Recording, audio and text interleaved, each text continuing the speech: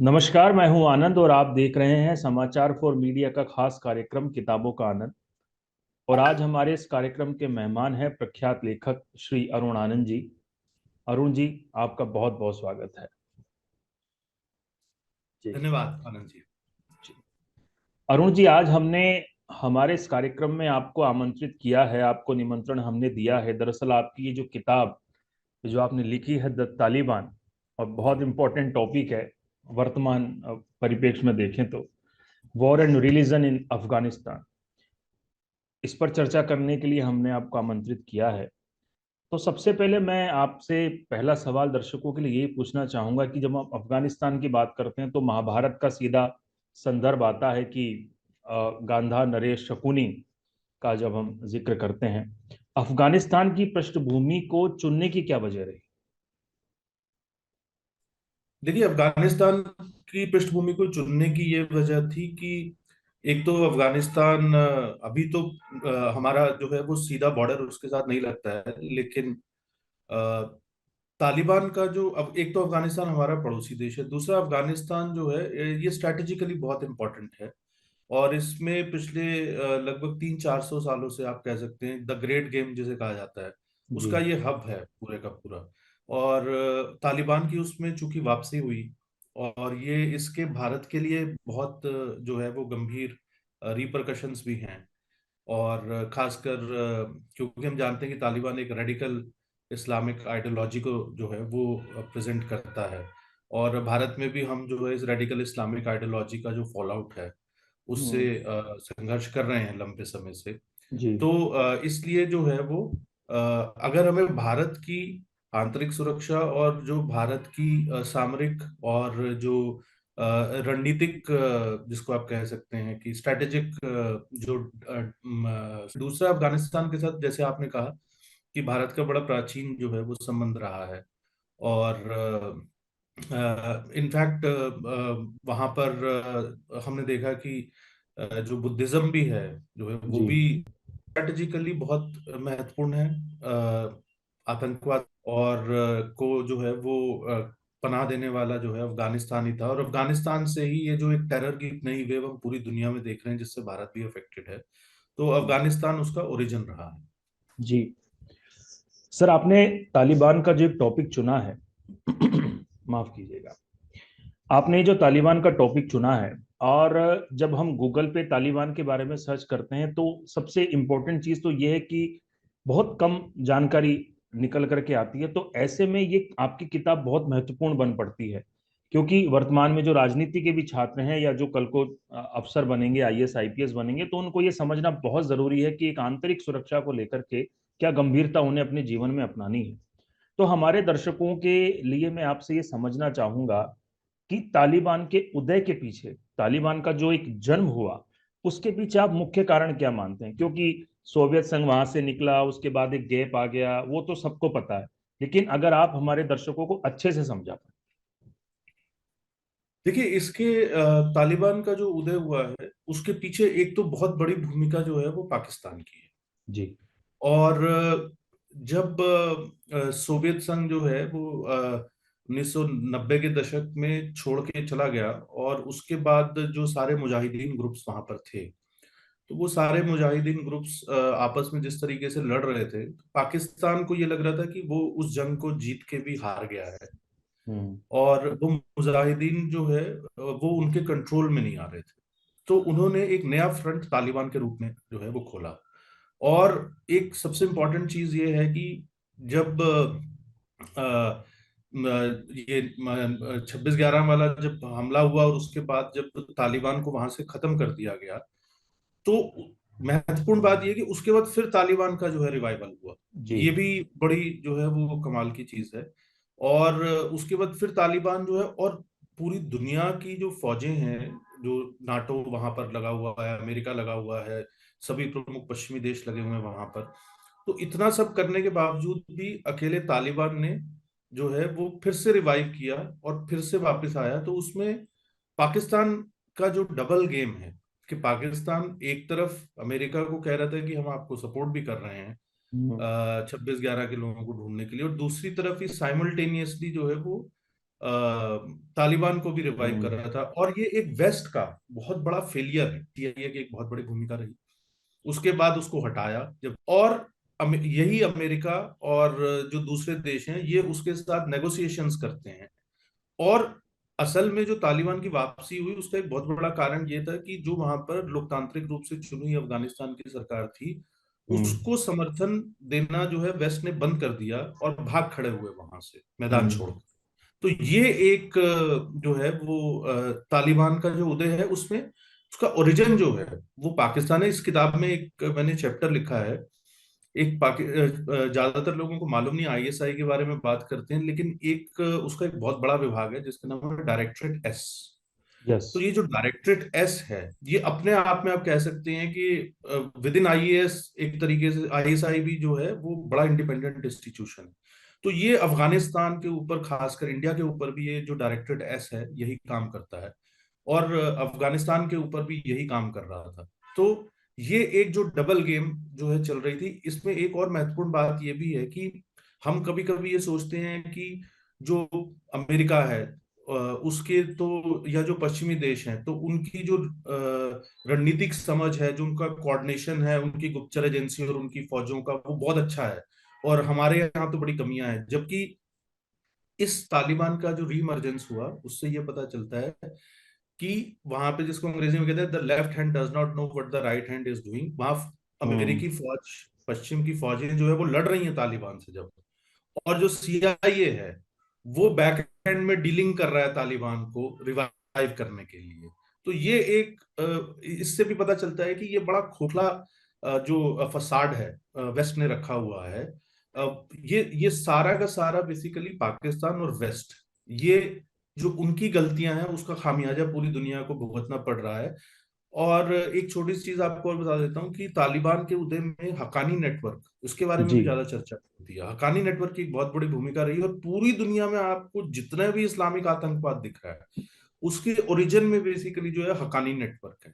और वो मैं हक्कानी नेटवर्क जो है बेड रॉक है बेसिकली तालिबान की। जी मैं हक्कानी नेटवर्क पे ही सवाल पूछने वाला था। आपने एक पूरा चैप्टर हक्कानी नेटवर्क को दिया है कि कैसे वो पूरी एक उसकी अर्थव्यवस्था काम करती है। लेकिन जब हम ओसामा बिन लादेन की बात करते हैं कि जब ओसामा बिन लादेन ने अमेरिका पे हमला किया और अमेरिका ने अपनी फौजें उतार दी, नाटो की फौजें उतार दी, मैं कभी कभी ये सोचता हूँ कि 20 साल अमेरिका वहां रहा और उसने बिलियंस ऑफ डॉलर खर्च कर दिए, उसके हजारों सैनिक वहां पे मर गए। तो मतलब तालिबान खत्म क्यों नहीं हुआ? मतलब ऐसे क्या कारण रहे कि भाई वो वहां पे जिंदा रहा? अमेरिका की फौजें थी वहां पे, क्या कहाँ से इनको पैसा मिल रहा था, कहाँ से इनको हथियार मिल रहा था? और अचानक से ऐसी क्या परिस्थितियां जो है अमेरिका ने बना दी कि इतने बड़े मुल्क पे तालिबान ने कब्जा कर लिया? ये बड़ी अतिशयोक्ति लगती है कभी सोचते हैं। देखिए ऐसा है कि असल में क्या है कि जो अमेरिका है वो एक जो है वो लॉन्ग टर्म विजन, जो है दुनिया को लेके उसका लॉन्ग टर्म विजन नहीं है, वो सिर्फ अपने हित देखता है। तो हम्म। उसने हकानी नेटवर्क, ये 1970s में एक तरीके से आप कह सकते हैं कि हकानी नेटवर्क जो है वो बड़ी मजबूती से एस्टेब्लिश हुआ। और इस हकानी नेटवर्क को एस्टेब्लिश करने में भी अमेरिका की एक बहुत बड़ी भूमिका रही, क्योंकि उनको ये लग रहा था कि हम इसके माध्यम से जो है वो रूस को जो है वो बाहर निकाल पाएंगे। लेकिन हम्म। जो है वो थोड़े दिन में वो भस्मासुर वाली जो बात है वो सच हो गई। और हकानी नेटवर्क की सबसे बड़ी खासियत ये है कि वो बिल्कुल पर्दे के पीछे रहता है, वो बिल्कुल भी हाई प्रोफाइल लोग नहीं है। वो हम्म। कोई, वो आप उसको कह सकते हैं कि Haqqani network is the power house of terrorism and Islamic radicalism. और उनका एक बहुत बड़ा नेटवर्क है, वो इनफैक्ट जो नार्को टेररिज्म जिसको आप कहते हैं बेसिकली, क्योंकि अफगानिस्तान एक बहुत बड़ा हब है, जो है ड्रग्स वहां पे ड्रग्स पॉपी का। कल्टीवेशन होती है, हम जानते हैं कि हम्म। अफीम की, और फिर उसके बाद उसमें से कोकीन और ये सारे जो है नशे बनाए जाते हैं। और ये एक बहुत बड़ा सोर्स ऑफ फंडिंग है, हक्कानी नेटवर्क का भी और तालिबान का भी। तो ये सब लोग इसको मिलजुल के करते हैं उसमें जो है। और ये तो हो ही नहीं सकता कि बिना, लिखा है कि हक्कानी नेटवर्क पे बहुत ज्यादा जानकारी भी पब्लिक डोमेन में नहीं है, उस पर बहुत ज्यादा चर्चा भी नहीं होती। तो ये जो आपको हाफिज सईद और ये सारे लोग जो दिखते हैं, जैश ए हम्म। मोहम्मद, ये सब पैदावार जो है आज जो आपको पाकिस्तान में तरीके, तो ये एक जिसको आप, जो मौजूदा तालिबान की सरकार है, जो पहले तालिबान की सरकार बनी थी उसमें भी हक्कानी नेटवर्क के लोग थे। तो ये, और वो उसकी स्ट्रेंथ लगातार बढ़ती जा रही है हक्कानी नेटवर्क। तो होगा क्या, अगर आप तालिबान को टैकल भी कर लेंगे तो वो किसी और को खड़ा कर देंगे। तो जब तक आप उसका जो ओरिजिन है, जो है उसको नहीं आप टैकल करेंगे, जो तालिबान का ओरिजिन है, और उसको टैकल करने के अंदर प्रॉब्लम ये है कि वेस्ट जो है वो अपने बहुत सारे और खासकर रशिया को, क्योंकि रशिया का हम देख रहे हैं कि रीइमर्जेंस हो रहा है, तो कहीं ना कहीं वो सेंट्रल एशिया में भी और दूसरी जगहों पर भी जो है वो पहले भी ऐसे बहुत सारे मामले सामने आए हैं जिसमें कि वो टेररिस्ट को, बहुत सारे टेररिस्ट को जो है वो अमेरिका जो है वो यूज करता रहा है। सीआईए जो हम्म। है वो यूज करता रहा है ब्लैक ऑपरेशंस के लिए, जिसको आप ब्लैक ऑप्स कहते हैं। तो ये एक बड़ा, इसको आप कहते हैं कि this is a dark under valley, hmm. Of this world, specially the intelligence agencies. तो ये हकानी नेटवर्क जो है वो उसी डार्क अंडर वैली का बेसिकली नतीजा है। और जब तक ये डार्क अंडर वैली बनी रहेगी तो तब तक जो है वो हकानी नेटवर्क बना रहेगा। और एक और चीज ये, क्योंकि ये अरबों खरबों डॉलर के बजट होते हैं इनके, जिनकी हम्म। कोई अकाउंटेबिलिटी भी नहीं होती है इंटेलिजेंस एजेंसीज हम्म। के जैसी। तो और उसके अंदर फिर ऐसा नहीं है कि मतलब सारे ईमानदार जो है वो अमेरिका में या पश्चिमी देशों में ही हैं, जी। और हमारे यहाँ पे सारे जो है वो भ्रष्टाचारी सारे भारत में ही भरे हुए हैं। जबकि उसके मुकाबले अगर आप एक्चुअली कंपैरिजन करेंगे तो इंडिया का जो इंटेलिजेंस नेटवर्क है, इंडिया का जो इंटेलिजेंस सेटअप है, it is much better better.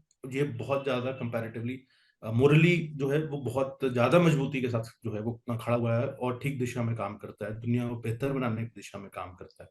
जबकि जी। ये लोग जो हैं, ये इनका काम ये है कि, और उस अरबों खरबों डॉलर के बजट में बहुत सारे जो है वो लोग अपना पैसा भी बनाते हैं उसके अंदर जो है। तो ये सारा जो है एक पूरा का पूरा जो है वो सेटअप चलता है। तो ये जी। हक्कानी नेटवर्क उसी का ऑफशूट है। बिल्कुल। इसको ना भारत के परिप्रेक्ष्य से अगर समझने की हम कोशिश करें अरुण जी, तो भारत के लिए तो बड़ी दुविधा वाली स्थिति हो जाती है, क्योंकि हम तो एक वसुधैव कुटुंबकम में विश्वास करने वाले लोग हैं। हमने कभी अमेरिका के साथ अपनी सेनाएं नहीं भेजी, हमने तो अफगानिस्तान में शांति के काम करवाए। अटल बिहारी वाजपेयी से लेकर के नरेंद्र मोदी तक हमने अफगानिस्तान की मदद की है। लेकिन बगल में हमारे पाकिस्तान है, और अफगानिस्तान में अब तालिबान है, और अमेरिका का तो आप जानते हैं कोई भरोसा है ही नहीं। तो इन परिस्थितियों में भारत की आंतरिक सुरक्षा को लेकर के आपके जहन में क्या चीजें आती हैं? फैक्ट ये है कि जब तालिबान पहली बार भी आया था तो उसी समय से भारत ने अपना एक बैक चैनल जो है वो खुला हुआ था तालिबान के साथ। लेकिन वो सिर्फ किस लिए खुला हुआ था? वो इसलिए खुला हुआ था कि जैसे हमारे जो लोग वहां पे कभी किसी तालिबान के लोगों ने किडनैप कर लिए, हम्म। या जो है हमारे लोगों को कोई और दिक्कत की, या हम कोई इंफ्रास्ट्रक्चर का प्रोजेक्ट कर रहे हैं वहां पे जो अफगानिस्तान की आम जनता के लिए है, तो उसमें कोई व्यवधान पहुंचा रहा है, तो उसको वो जो है वो टैकल करने के लिए हमारा एक बैकएंड चैनल जो है वो था, जो है तालिबान हम्म। के साथ भी रहा है। और अभी जब जब ये तालिबान आ गया है तो देखिए भारत के लिए तो वाकई बड़ी दुविधापूर्ण स्थिति है, क्योंकि अफगानिस्तान के अंदर वो शासन कर रहे हैं, तो हम्म। उनसे डील भी करना है। लेकिन उनकी आइडियोलॉजी जो है वो अल्टीमेटली वो कह तो रहे हैं कि नहीं नहीं हम तो भारत के साथ करना चाहते हैं, और आजकल पाकिस्तान के साथ उनका झगड़ा भी चल रहा है। हम्म। और पाकिस्तान के साथ उनका ये झगड़ा चलता भी रहेगा, उसके अपने एक ऐतिहासिक कारण भी हैं। क्योंकि जो पठान पॉपुलेशन है वहां पे, पख्तून पॉपुलेशन जिसको आप जी। कहते हैं, तो जो अफगानिस्तान की सीमा के साथ सटा हुआ इलाका जो है पाकिस्तान के अंदर, असल में वो पहले अफगानिस्तान का ही हिस्सा था। तो लगभग ब्रिटिशर्स ने 1893 में एक संधि की जिसमें डूरन लाइन जिसको हम कहते हैं कि वो बनी, और बड़ा उन्होंने उस में से कोई 20-25 हजार मील का इलाका जो है वो ब्रिटिश टेरिटरी के अंदर ले लिया उस समय के 1893 की संधि के हिसाब से। और हम्म। आधी आधी पख्तून पॉपुलेशन आधी इधर आ गई, आधी उधर रह गई। जी। तो उसका नतीजा ये हुआ कि असल में जो पाकिस्तान के बॉर्डर एरियाज है वहां के लोग अपने आप को पाकिस्तानी मानते ही नहीं है, वो अपने आप को अफगानिस्तान का हिस्सा मानते हैं। और वहां पर पाकिस्तान की जो है वो कुछ ज्यादा चलती भी नहीं है। तो और उस बॉर्डर को लेके जिसको आप डूरन लाइन कहते हैं, वो झगड़ा लगातार जो है वो चलता रहता है इसी वजह से अफगानिस्तान और पाकिस्तान का। लेकिन भारत की आंतरिक सुरक्षा के लिए ये गंभीर चुनौती है, क्योंकि तालिबान एक रेडिकल इस्लामिस्ट आइडियोलॉजी को प्रोपोगेट करता है। अभी तो फिलहाल ये स्थिति है कि वो अपने ही देश के अंदर जो है आपस में लड़ने में व्यस्त हैं और अपनी सत्ता को हम्म। कायम रखने में। लेकिन कहीं ना कहीं हम जानते हैं कि क्रॉस बॉर्डर जो टेररिज्म है, तो उसमें आने वाले समय में इस बात का पूरा खतरा है कि एक बार अगर वहां पर पूरा अफगानिस्तान तालिबान ने अच्छे से कंट्रोल कर लिया, तो फिर वो उनका रुख जो है वो जो है भारत की तरफ जो है, जो तालिबानी फाइटर्स हैं जो है, जो ये जिहादी हैं तालिबानी, तो ये भारत में खासकर जो कश्मीर का हिस्सा जो है जहां पर पाकिस्तान ट्रबल करता रहा है, तो पाकिस्तान उनको यूज कर सकता है जो है भारत के अंदर ट्रबल क्रिएट करने के लिए। तो इसलिए ये भारत के सामने जो है एक बड़ी गंभीर जो है वो चुनौती। दूसरा ये है कि हमने देखा है कि अभी वहां पर एक और जो प्रॉब्लम है वो तालिबान और आईएस जो है जो है आईएसआईएस, उसके बीच भी जो आईएसआई। आईएसआईएस का वहां का जो है, तो उसमें भी झगड़ा चल रहा है। और उसमें क्रॉस फायरिंग में आप कह सकते हैं कि भारत जैसे देश जो है उनके हित भी जो है उसमें फंसे हुए हैं। तो ये बड़ी जिसको आप कहते हैं, और देखिए एक सबसे बड़ी बात क्या है कि अ, अफगानिस्तान जब तक स्टेबलाइज नहीं होगा भारत के लिए, क्योंकि आपका अगर पड़ोसी देश उस तरीके से स्टेबलाइज नहीं एग्जैक्टली। है, तो then it is trouble for you. Problem ये, you can hmm. Not choose your neighbour. तो अब जो आपका पड़ोसी है वो है, तो इस उसके अंदर जो अनस्टेबिलिटी है, क्योंकि हमने देखा पाकिस्तान के अंदर जो जो पॉलिटिकल अनस्टेबिलिटी रही है, इंस्टेबिलिटी रही है शुरू से, उसी का खामियाजा है कि जो भारत को जो है भुगतना पड़ रहा है। पाकिस्तान का जो अवाम है, पाकिस्तान की जनता जो है, उसके साथ कोई दिक्कत नहीं है उसको भारत की जनता के साथ। पाकिस्तान के जो हुक्मरान है, प्रॉब्लम उनके साथ है। तो वो पॉलिटिकल इंस्टेबिलिटी जब तक रहेगी, तो वो उसके जो है वो रिपरकशंस हमारे ऊपर जो है वो होंगे ही होंगे।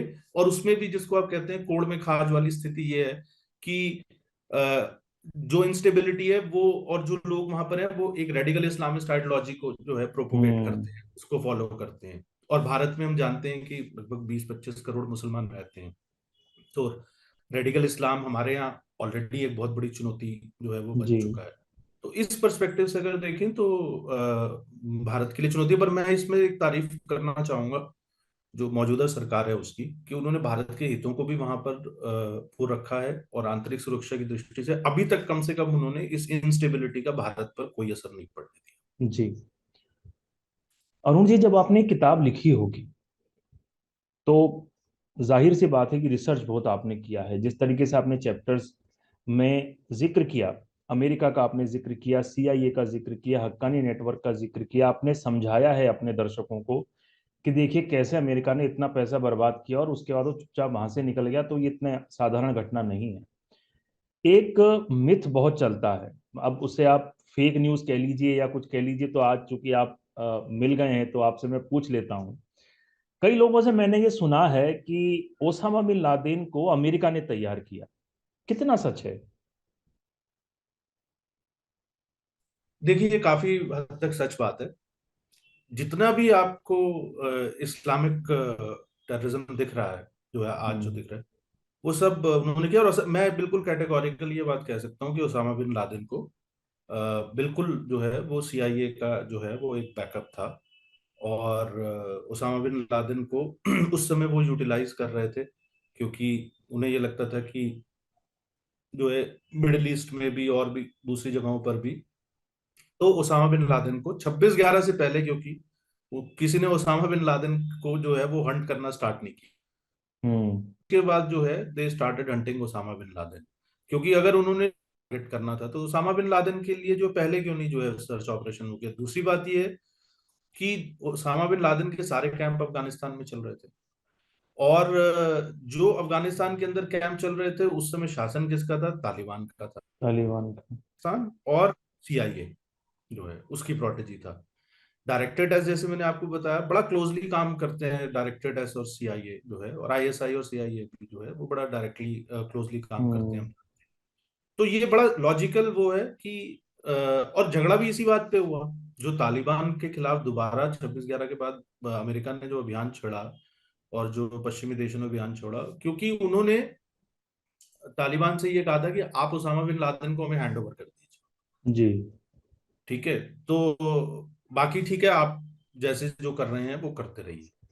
तो जब तालिबान ने उसामा बिन लादेन को हैंड ओवर करने से मना कर दिया, तो तब ये वाला ऑपरेशन जो है वो शुरू हुआ।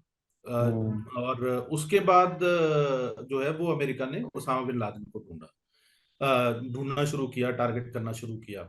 तो उससे पहले जो है वो सारे कैंप चल रहे थे, वहां सारे ट्रेंड हो रहे थे, इस्लामिक टेररिस्ट ट्रेंड हो रहे थे। वहां से जो है वो निकल के दुनिया के अलग अलग देशों में जाके गड़बड़ कर रहे थे। लेकिन ऐसा तो नहीं है कि, क्योंकि अमेरिका की सरपरस्ती में तो सरकार चल रही थी, जो है हम्म। मुजाहिदीन की पहले और फिर बाद में तालिबान की। और Taliban. Usama bin Laden overnight नहीं बन जाता। उसामा बिन लादेन बना, उसमें जो है उसको कई साल लगे बेसिकली जो है वो बनने में। तो इसलिए ये तो बात है तय जो है कि, पर ये सारी चीजें शेडोज में होती हैं। तो इसलिए हम्म। कई इसके कंक्रीट या डॉक्यूमेंट्री एविडेंस नहीं, बट अब मैं तो कह रहा हूँ आप लॉजिकल थिंकिंग के हिसाब से सोचिए जी। जो मैंने बात कही। जी। तो इसलिए जो है वो बिल्कुल आप ये ठीक कह रहे हैं कि ये मिथक नहीं है, ये सत्य है कि अमेरिका की और सीआईए की एक बड़ी भूमिका जो है वो ओसामा बिन लादेन को बनाने में रही है। जी।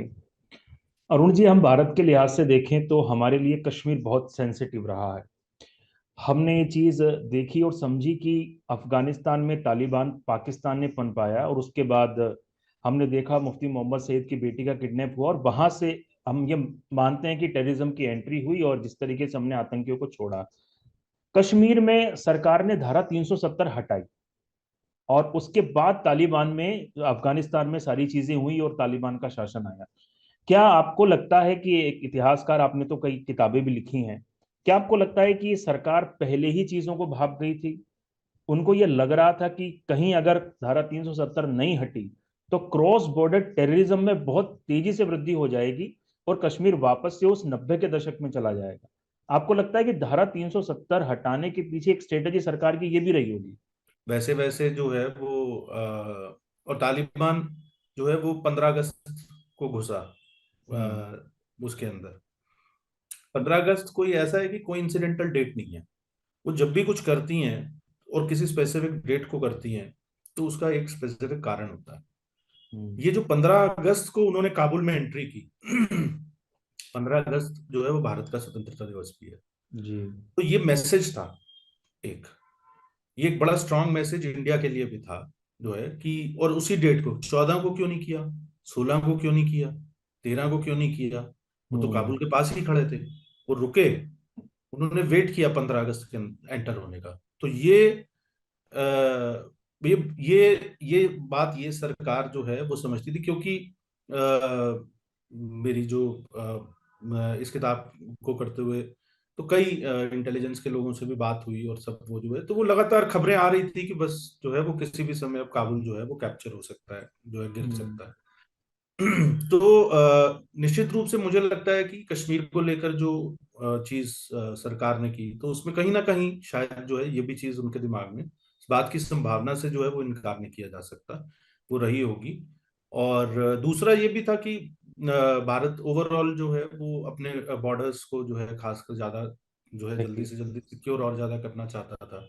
हम्म। तो इसलिए तो मैं ये चाहता हूँ कि जो हमारे दर्शक हैं, मैंने पुस्तक के बारे में 15 अगस्त उसकी डेट की इम्पोर्टेंस के बारे में नहीं लिखा है, वो अपडेट करूंगा तो लिखूंगा उस पे। तो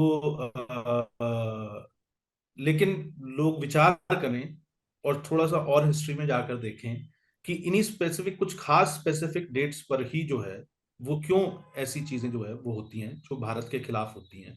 तो ये एक हम्म। मैसेजिंग है बेसिकली। जी। अरुण जी, चर्चा का आखिरी सवाल है। अब तो हम सब जानते हैं कि काबुल में तालिबान बैठा है। भारत और अफगानिस्तान के भविष्य को क्या देखते हैं? देखिए मुझे लगता है कि तालिबान में ना बड़े कॉन्ट्रडिक्शंस भी हैं। हम्म। हमें बाहर से देखने में लगता है कि तालिबान बड़ी वेल ऑयल्ड मशीनरी की तरह काम करता है, और ऐसा है नहीं। तालिबान के अंदर जो है वो फैक्शंस हैं बड़े सारे, क्योंकि और एक तो पहली चीज ये है कि अफगानिस्तान में सिर्फ पख्तून नहीं रहते, एक जिक्रीज भी हैं, हजारास भी हैं, बहुत सारे समुदाय और भी रहते हैं। दूसरी बात यह है कि जो पख्तून पॉपुलेशन है उसके अंदर भी जो है वो अलग अलग ट्राइबल फैक्शंस हैं बड़े सारे।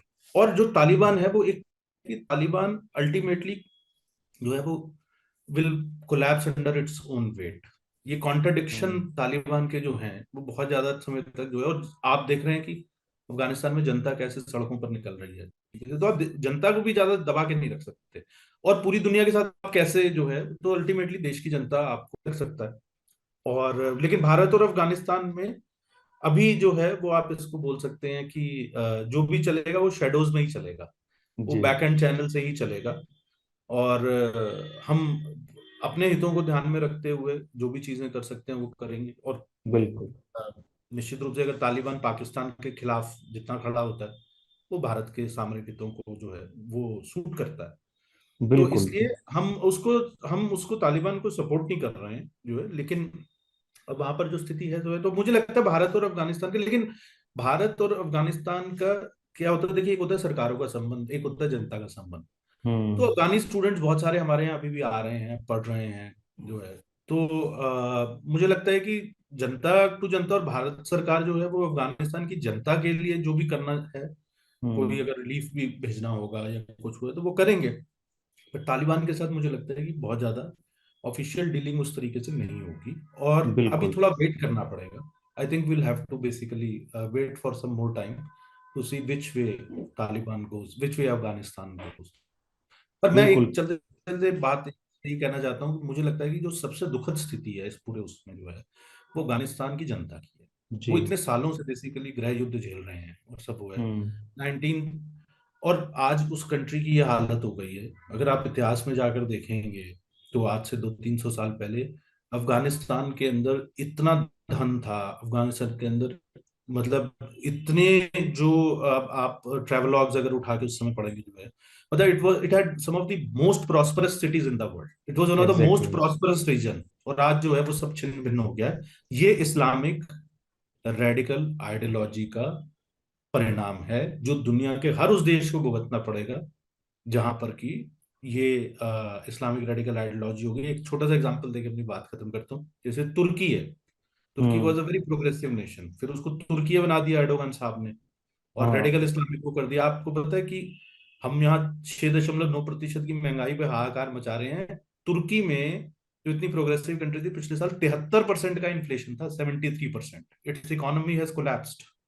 तो हम्म। ये इसलिए हमें लेसन यही है that we have to defend our country, defend this world from radical Islamist ideology. ये बिल्कुल आपने सही बात कहा कि भारत और अफगानिस्तान का जो संबंध है वो किसी तालिबान पे डिपेंड नहीं है। क्योंकि त्रेता युग में रावण का पुष्पक विमान अफगानिस्तान में उतरता था, और महाभारत काल में तो हमारे संबंध हैं। और भारत और अफगानिस्तान के लोग जब एक दूसरे के साथ बैठते हैं तो ऐसा लगता नहीं है कि अलग अलग मुल्कों के लोग हैं। ऐसा लगता है कि डीएनए वो एक ही है। तो बिल्कुल आपने बहुत अच्छी पुस्तक लिखी है, और खासतौर से तालिबान के ऊपर थोड़ी कम जानकारी थी लोगों के पास, तो ये काम आएगी। आपने हमें समय दिया, आपने हमसे बात की। हालांकि चर्चा तो मैं चाहता हूँ बहुत लंबी चले, पर समय की जो गरिमा है, मैं समाचार फॉर मीडिया की पूरी टीम की ओर से आपका एक बार फिर से धन्यवाद करता हूँ। बहुत बहुत धन्यवाद। जी, नमस्कार।